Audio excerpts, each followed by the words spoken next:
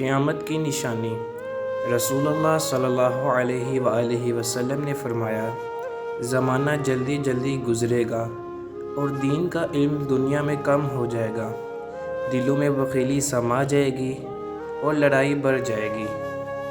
نبی کریم صلی اللہ علیہ وآلہ وسلم نے فرمایا، میں نے قبر سے زیادہ کوئی اور بھیانک منظر نہیں دیکھا۔ یا اللہ، قبر کی سختی سے ہماری حفاظت فرما۔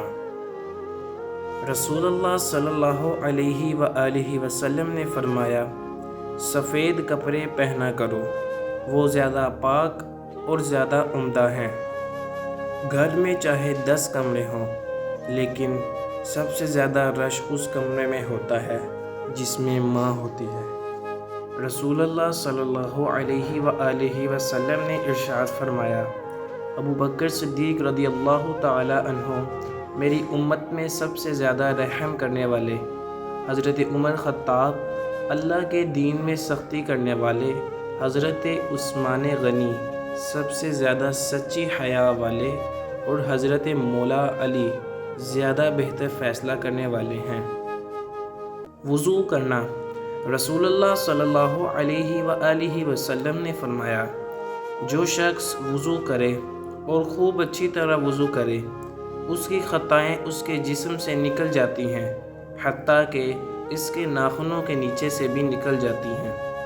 رسول اللہ صلی اللہ علیہ وآلہ وسلم نے ارشاد فرمایا، وہ شخص ہرگز آگ میں داخل نہیں ہوگا جو سورج نکلنے اور اس کے غروب ہونے سے پہلے نماز پڑھتا ہے، یعنی فجر اور عصر کی نمازیں۔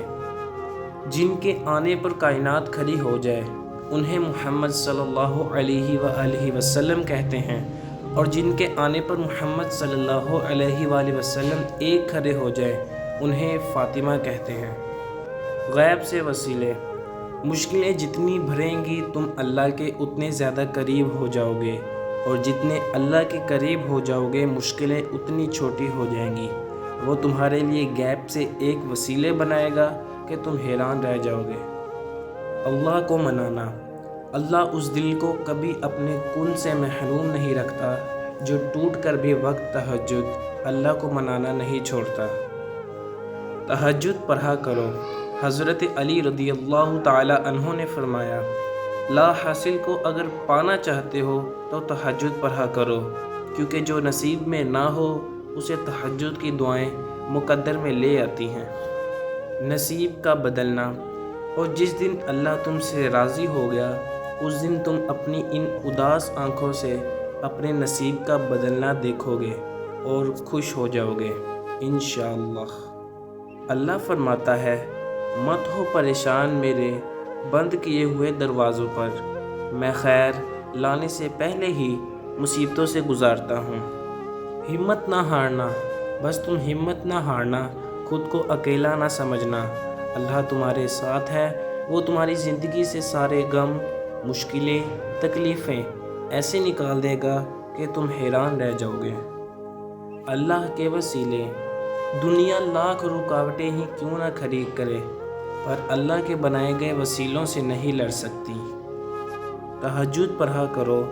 حضرت علی نے فرمایا، لا حاصل کو اگر پانا چاہتے ہو تو تہجد پڑھا کرو، کیونکہ جو نصیب میں نہ ہو اسے تہجد کی دعائیں مقدر میں لے آتی ہیں۔ حضرت علی رضی اللہ تعالی عنہ نے فرمایا، جن کا دل صاف ہوتا ہے نا وہ اکثر ٹھکرا دیے جاتے ہیں۔